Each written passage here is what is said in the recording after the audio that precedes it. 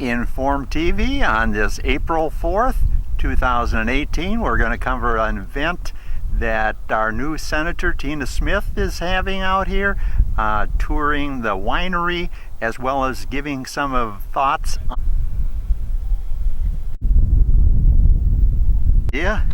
of some of the facilities here that are waiting for this snow to be gone and the fun to start. Senator, how are you? Welcome to the Alexandria Lakes area. I'm Alan Roebke, Inform TV. I'm Kim. I'm not certain I want those things broadcast. And I don't know what kind of information she wants. Welcome to our winery. I'm Tammy. Hey, Tammy, it's so great to be here. Yeah, that's awesome. I've heard about you guys for so long. I'm really excited to have a chance to visit. You can tell I'm a real Minnesotan because I'm feeling like this is the perfect day to visit a winery. It's nice and sunny. Not even a blizzard down Yeah, there. I know, exactly. Hi, can we help you? She's just There we go. I have to know because it could be somebody who's a customer. Yeah, I don't know. Oh, I forgot. I'm going to go because I want to buy something while I'm here. So Yeah, I just have I'll to go back and get my people walk in and just kind of go, I Do you want to run out now? Get that or? Yeah, I just wanted to grab my wallet and then I can. oh, if you know what you want, I can have my staff put it together for you. Okay. And so then when you leave, that's ready. Yeah, we'll just look. I'll do it right before. I'll go out right before we leave. Yeah. We have more staff folks that are coming. I kept sending updates to them and different information and laughing at me. They said, I pretty know. soon it's going to be. I'm so glad when we just got here a little quick.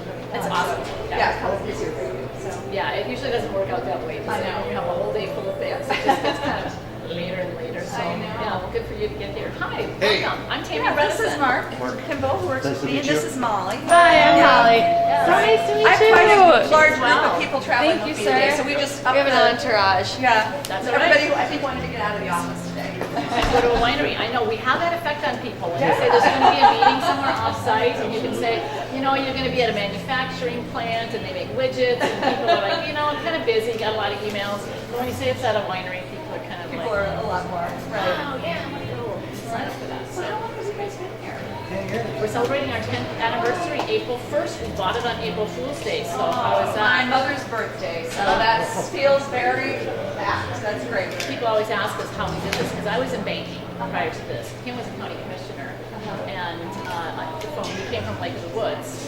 We saw this winery for sale by owner, and Kim had actually, his other job was making fireplace mantles, and he had carved a mantle for the Mondavi Corporation. Wow. And they sent us a bottle of Opus One. And if you're familiar with wine, Opus One is very expensive. Yeah, very We fancy. were living on the Canadian border and drinking Franzia box wine at that time. So we get this bottle of wine, and it comes in a wooden, box with this 20-page guide every vintage ever produced. We talked about the Rothschild and Mondavi relationship, and I said, I don't think we should just break this open with the Brats this afternoon. I think this really, there should have been a really good occasion for it. So we tucked it aside, we started buying wine in bottles and buying corkscrews and things like that. And it led to us having a greater interest in wine, which then led us to this. And when we signed on all the papers to buy this winery, we ended up toasting with that bottle of this one. So that was the occasion. What a great story. Yeah, and since then we've mentioned that. Come on, you guys don't have to sit down there. That's my staff is down This there. is what happens when you become a United States Senator and everybody feels like they need to be invited to come within a few feet of you. So I was. It's the front pew, right? Yes, I did exactly. No one Nobody wants wants to to reach sit in the front pew. Hi, Angie. Nice to meet you. Nice to meet you. Hey, nice to meet you, Dan. Hi, Dana. Nice to meet you. Hi, I'm Trina. Hi, Trina. And they're not coming here, so they're. And actually, because you asked about the value-added grants. Yes. And I don't know how familiar you are with the USDA value-added grant program, but one of the goals for that program is to increase full-time employment, especially in rural areas.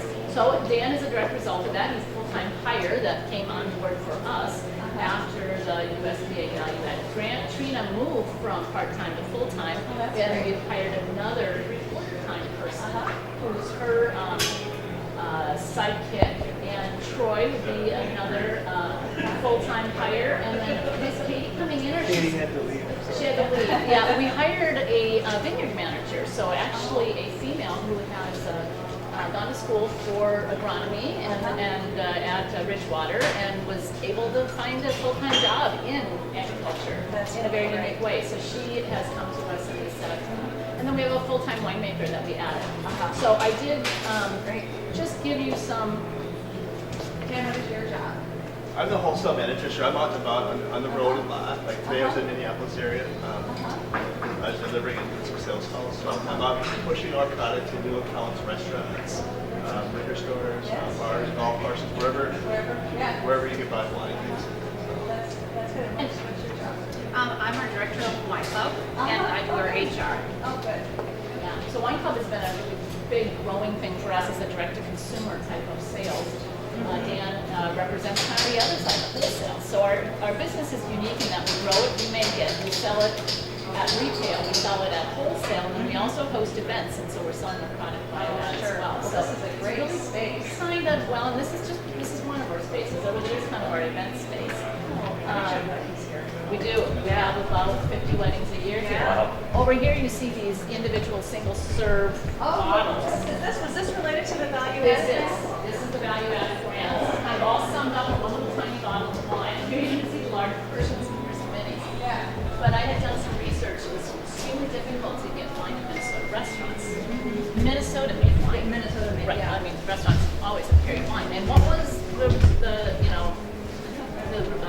difficulty? And what we found is that Minnesota wines are made from varieties that grow in Minnesota, and people don't have a familiarity with that. And so if you've got a bottle of Frontenac behind the bar at a restaurant and you open it on Monday and you serve one glass, it's yeah, right. The freshness, it's that whole freshness piece. Right. And so we went into the value-added grant with two different ways to package that would retain the freshness. One was the bag and box, and one was the minis. And we found quickly, about 6 or 7 months into the grant, that bag in a box was not going to get picked up by the premium restaurants that we were going after. Yeah. But Right. that this actually allowed us to go They into would sample it. this would, yeah. Hi guys. This worked for a lot of the lake area restaurants. Minnesota's full of lakes, so if you've got outside bars, these don't break. Yeah. And they go on bikes, they go on boats, they go on pontoons, and they're now in 15 bars in the XL Energy Center because you can't have class in the XL Energy Center. So it gives us an opportunity to get into a major stadium. How long have you been Minnesota. doing this? This has been 2 years. That's a little over 2 years. Little over 2 years that we have. And so this has been extremely successful. We also have 2 other SKUs of this that allows us to make a product that's very price point sensitive. We can You got basically a white, a rosé, and a red. Yep, and we also have 2 other ones. We have a dry red and we have a dry white that are in addition to this that we don't sell anywhere except to restaurants. And so because of that, the restaurants aren't competing with liquor stores and things on price. Right. So then they're free to price this where they want to.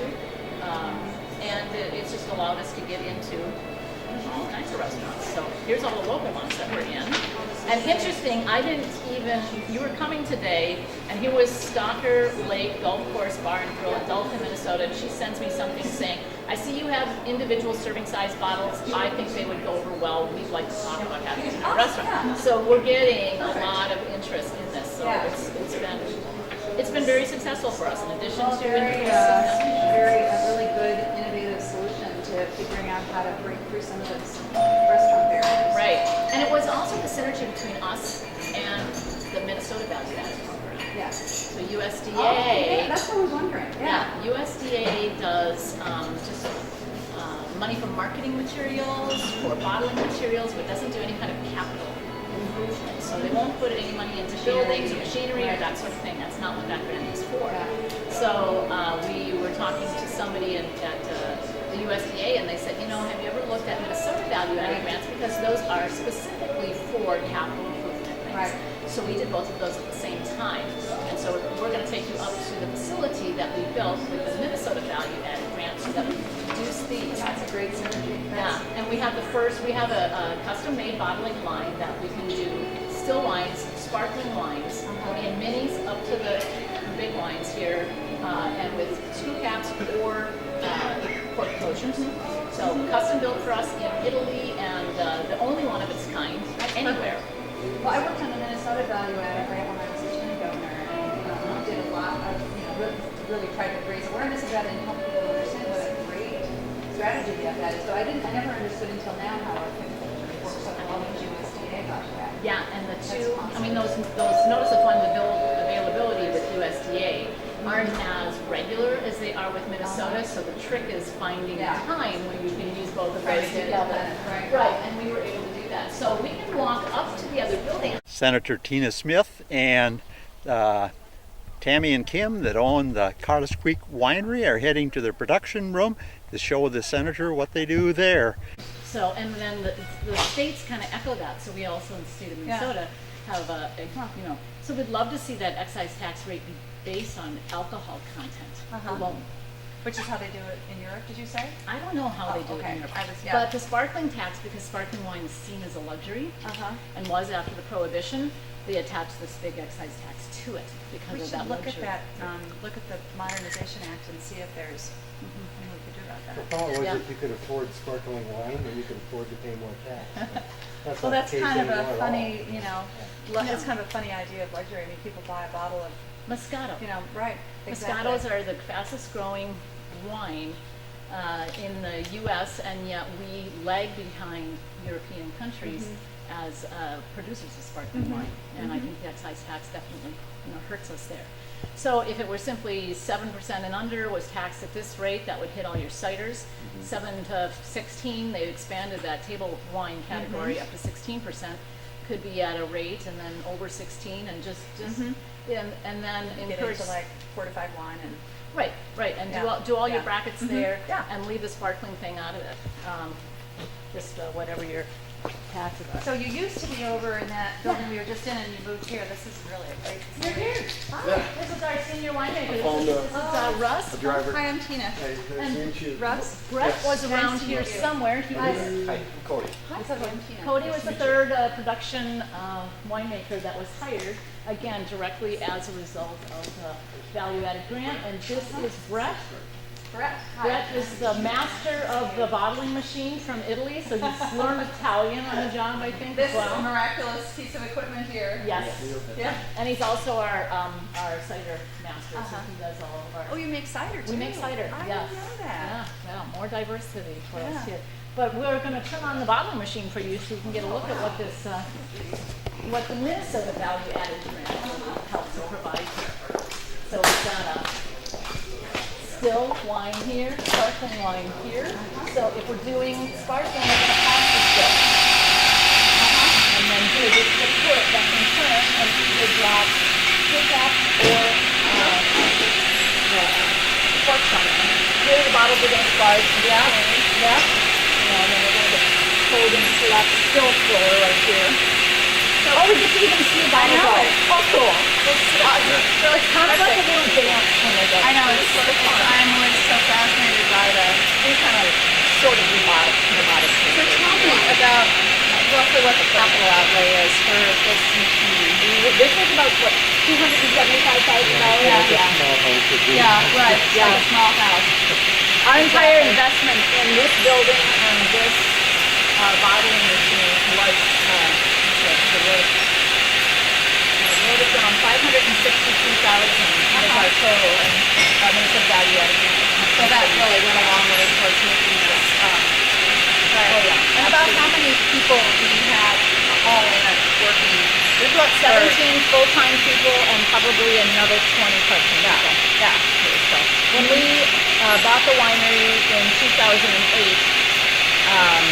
we had Russ, us two, one other full-time person, and about 3 part-time people working here. This was the sparkling wine, that's where we did the show. Yeah. And then you put the bubbles in here. No, they're already in The bubbles are already there. And if it was a still wine, then it would have gone on that to the side.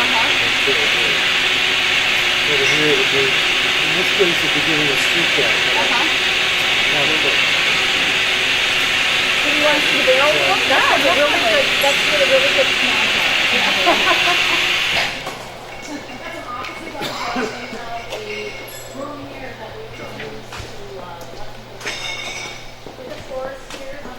They want to come and learn about wine up there. They flew from China here. our hybrid grapes as a replacement for their Vinifera. We were able to do things. We also got a Minnesota safety grant. You probably are aware of those. And we did some things. We actually bought a hopper for it. But this was a lot of what this building was designed to do was to meet some of the new FDA rules, because now FDA is in charge of wineries. And so the Food Safety Modernization Act came with a number of requirements for all food manufacturers. And so we added things. Certainly having the catwalks added a great deal of safety and ergonomics for our winemakers, but the surfaces that you're looking at, and the floors, the various ways that we're draining things, so when we clean, we're not contaminating groundwater. So a lot of that was able to be designed in, and those things are new, certainly since that building was put up. So, and it works. Really works.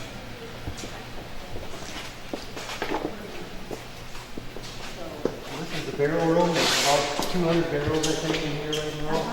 And you'll see lots of different varieties of wine. Yeah, there's all there. And different years of production. So where did you get your barrels from? They're from all over. Are You they? can buy barrels now with French sides and Russian heads, or Minnesota oak, or Minnesota heads. So these ones are Minnesota oak. Both of these are Minnesota oak. A lot of that comes from the Winona area. Is where that's made. This Calvin Cooperage is around Winona? No. They harvest the wood there and they take it down to, this is Missouri, isn't it? Calvin Cooperage. And Seguin Moreau is a French barrel maker, but with with Minnesota wood. Minnesota was sort of a central area for making barrels 100 years ago. Was it? But then we cut down all the white oak trees. And Well, Prohibition now came they're coming and back. there wasn't a lot of Kind demand. of put the kibosh It on did. Prohibition Yeah. changed a lot of production for wine and wine-related sorts of things. This part of the building was done. You'll notice that there's drains. Normally, we wouldn't have drains in a barrel room because there's no need for that.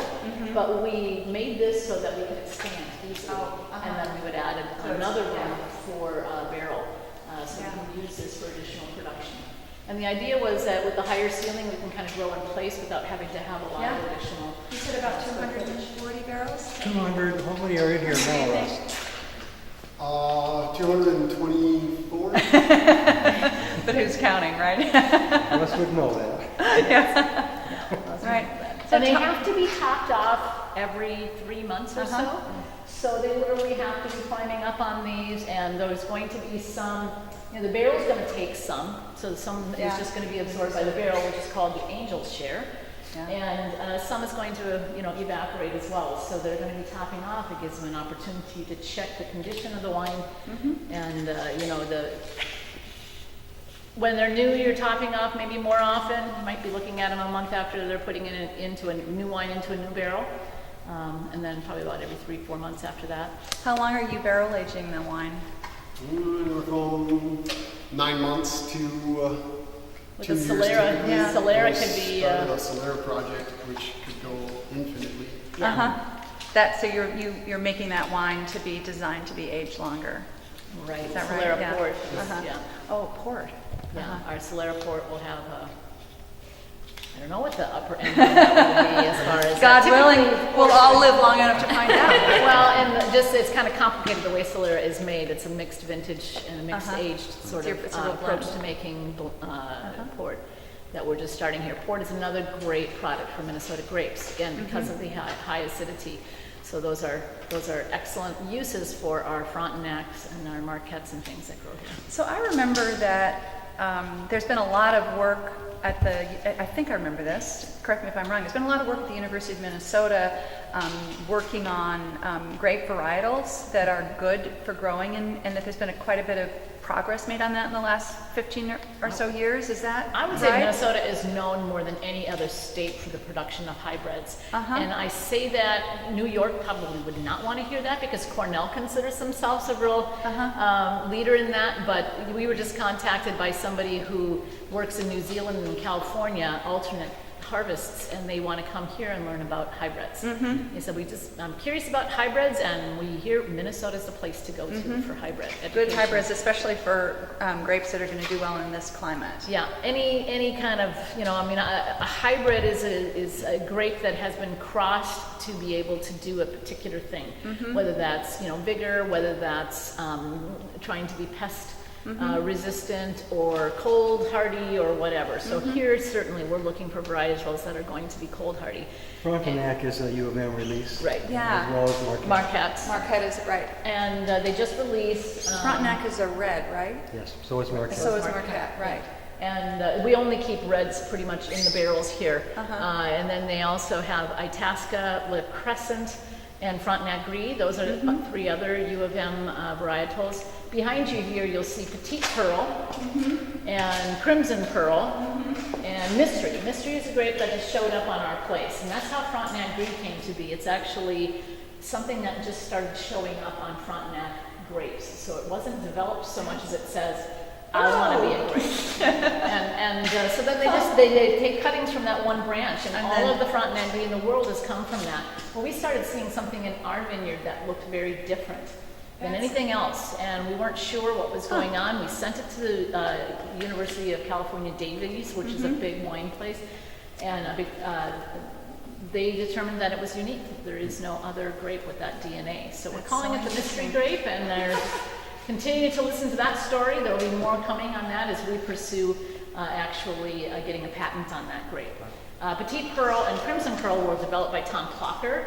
He is an independent hybridizer who also lives in Minnesota. So in addition to the University of Minnesota, there's other engineers that are out there doing this. And those two grapes have really great promise.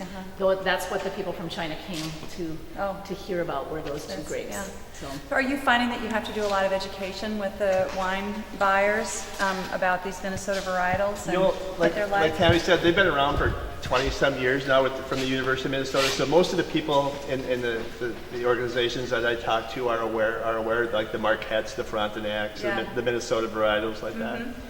But yeah, there's still some, especially with the newer grapes that we were just talking about. Yeah, the Crimson Pearl and Petite Pearl, people haven't heard of those as readily. And Itasca will be new and folks won't hear about it. The University of Minnesota is doing a great job with the name out there on Itasca, and that certainly helps all of us. But it takes years for people to get familiar with it. It really does. People get, especially I think because wine has this, people have this impression about wine that like you don't want to look dumb with wine, and so you're afraid to kind of act, like be the newbie and experiment with a little bit, and it's that sort of a little bit of that wine snobby thing that makes champagne cost more probably. You're right. You're right. And so, which is why I think you're so smart with your branding, because the branding is so playful and engaging. Yeah, it's really helped. And when we purchased the winery, they were not very successful in selling Minnesota hybrids as wine. It was a very small bit of their production, and so that was one of our goals 10 years ago, was to try and really get the people around here to embrace Frontenac and Marquette and that. And so we thought, well, we're going to call it Minnesota Nice, and we're going to call it things like Hot Dish Red and You Betcha Blush, and people will, if they won't drink it, they'll buy it as a souvenir. And then they get pulled in, right? And honestly, the first batch that we produced in August of 2008, we sold out in 6 weeks or something? We were incredibly surprised. It might have even been less than 6 weeks. That's great. And it's been our #1 best-selling wine, Hot Dish Red, Minnesota Nice Hot Dish Red, ever since then. So that's good. Yeah, the branding is really important. I think it is. And it gets people willing to try it. Now, we just heard there's a restaurant that ran out of Reserve Frontenac, and Angie probably will give you that information. So that is a dry, austere version of Frontenac that we wouldn't have been able to get anybody to drink back in 2008. Right. So get that door open and try to drop that level of pretension that the wine industry has surrounded itself with, and that have that shoots us in the foot a bit. Because it makes people, when you look at the beer industry, people have fun. That's exactly what I was thinking. Right, $7 for a beer, and it's called some crazy thing, and I'm willing to take that chance. But boy, an $8 glass of wine, no, I got to get it right. Yeah, I don't want to look like an idiot. Right, I know.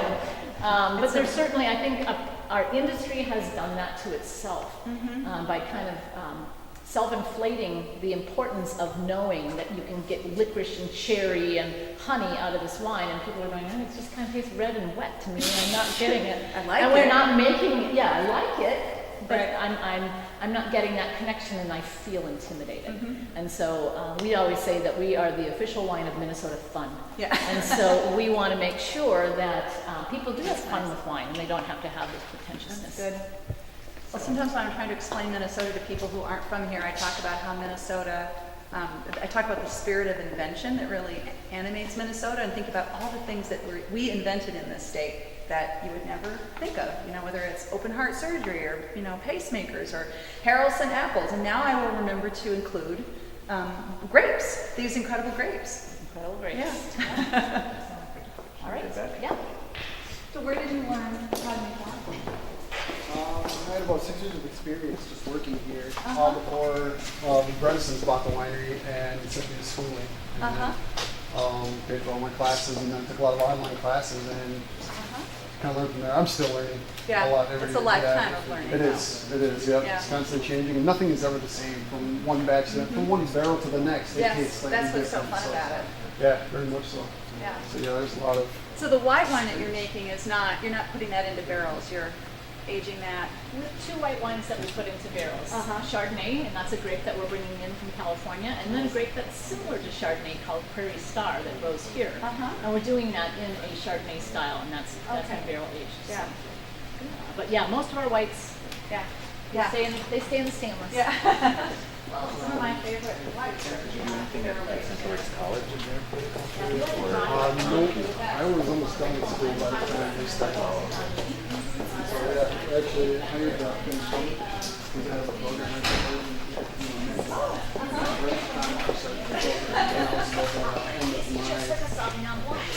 formal That's great. studying, formal training. So Any other questions, anybody? Yeah, I don't mean to hog all the questions, you guys. There's a burning question. So, what's the closure on a barrel? I don't know. It's a bung. Oh, yes. So then the hole in the barrel would be a trivia for the day. I forgot about that. My husband Archie loves to drink wine.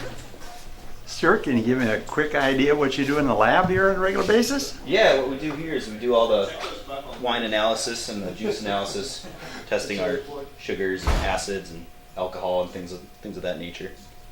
And you do that year-round, or mainly when the grapes are coming in, or? Yeah, it's a year-round thing. Obviously, when the grapes are coming in, quite a bit of lab work, doing the must analysis and juice analysis on all of that. But yeah, we stay pretty busy in the lab usually. Are you happy with the size building you folks built, or you wish it had been a little bigger? Yeah, it's much better than what we had. I can tell you that. And it's with the growth all the time. It could be bigger. Okay. You know? But I'm definitely not complaining. That's for sure.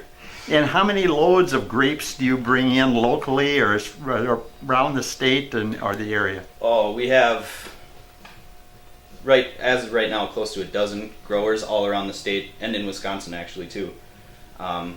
Last year we processed about 340,000 pounds of grapes. Wow. And I think we're at like 40% Minnesota now. Okay. And you guys yourself planted some new grapes again? We each do, spring? yep. Every year we try to plant a couple more acres of grapes out there in the vineyard. So that's continually growing, adding to our volume. So. Very good. Thanks for talking to Inform TV. It's very interesting here. Yeah, thanks for coming out. Just give you another view of the incredible facilities here at the Carlos Creek Winery. Popular spot in the Alexandria Lakes area. I noticed, like my husband Archie who knows California wines, but he doesn't really know Italian wines. And so when he goes into a restaurant, he'll describe what he wants. But then it really all comes down to whether the server or whoever is on can say, well, if you like this, then you're really going to like that. And then kind of make the love connection. And then you try something new. And that's a key part of this. It's like you keep tasting and you keep playing around with the different wines. You learn all that. You know, the more years, the more you know. Right. And then I think also, then that probably, so you're doing a lot of retail as well? Right here, yeah. Right here we do. But are you selling retail like liquor stores? Definitely. Yeah, you are. Yeah, we're over 300 stores Yeah. in Minnesota. So that probably fuels, I mean, it seems to me that your restaurant business fuels your retail business a little bit, or? Maybe the other way around. Maybe the other way around. Yeah, we're more retail outlets than we are restaurants right now, and I'm working on This is maybe values King North, two great It's kind of hard almost. It seems like restaurants are they're in love with their California wine. Okay. Yeah. They're in love with their South America wine. So it's just a bit of that some days. Sure. But it's all about exposure. Yeah, and in people's minds, we gotta change Yeah, that. it's close. Cottage red, there's vegetable. This is delicious. I think this is really, Yeah. I think that was 100% Minnesota grape. yeah, Try the Hotfish. that's great.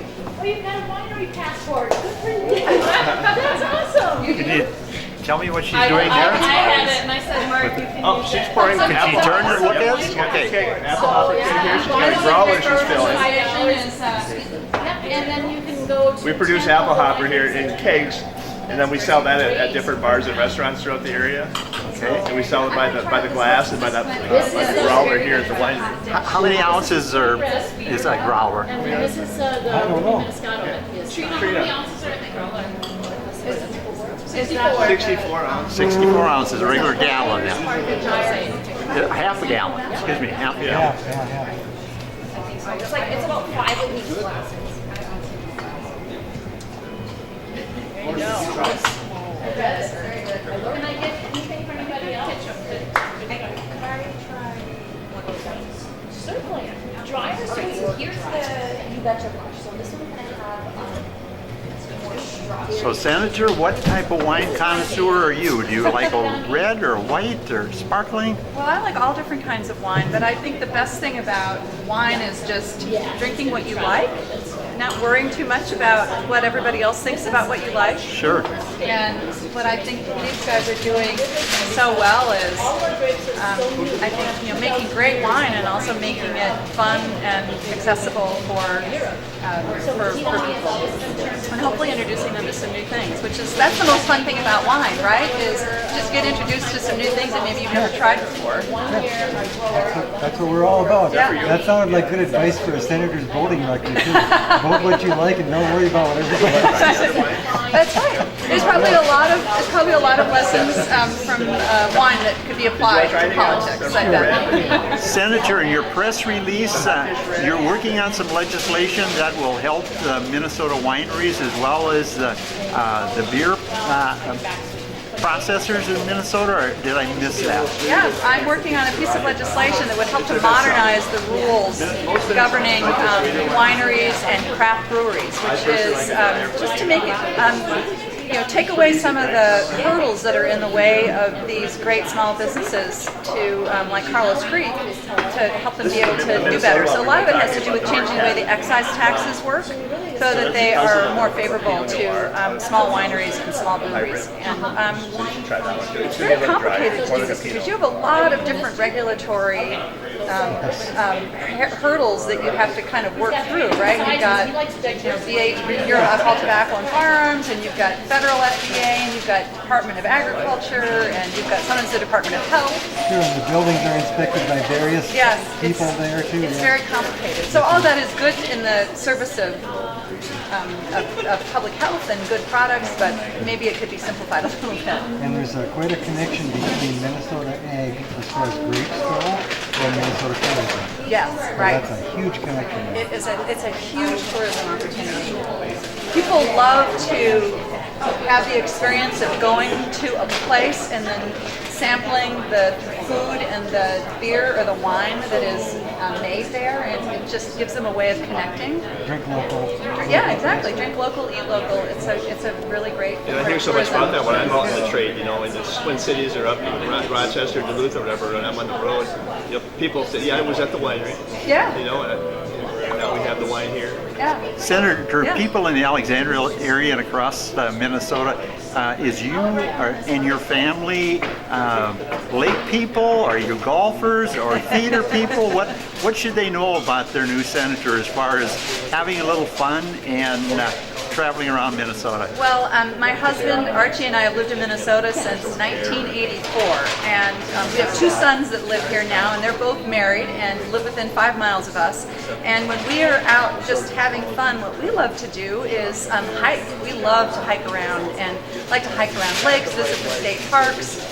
My husband Archie and my sons are big fishermen, so I do a little bit of fishing. I'm not quite as dedicated as they are, so going to the lakes and fishing is great fun. And we like to go out and take a pair of binoculars with us and see what birds we can see, and then find a good local restaurant or a local winery and just talk to people. And people will also be wondering, what's the biggest transition you find from going from a elected official in the St. Paul capital realm to now in Washington?